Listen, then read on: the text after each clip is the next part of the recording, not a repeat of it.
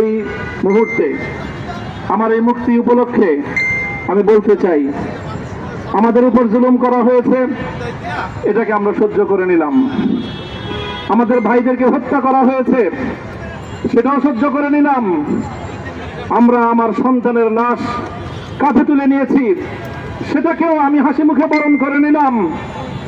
আমাদেরকে অপমান এবং লাঞ্ছনার সব ধরনের ষড়যন্ত্রের সম্মুখীন হতে হয়েছে, সেটাও আমরা হাসি মুখে বরণ করে নিয়েছি। কিন্তু আল্লাহর জমিনে আল্লাহ এবং তার রাসূলের কোন সম্মান এক মুহূর্তের জন্য আমরা বরদাস্ত করে নেব না। আমরা আমাদের সর্বোচ্চ ত্যাগ এবং কোরবানি স্বীকার করতে প্রস্তুত রয়েছি, জীবন দিতে প্রস্তুত রয়েছি। আল্লাহর জমিনে আল্লাহর দ্বীনের ঝান্ডা সমুন্নত করেই আমাদের যাত্রা থামবে ইনশাআল্লাহ। হয়তো শাহাদাত, নয়তো খেলা।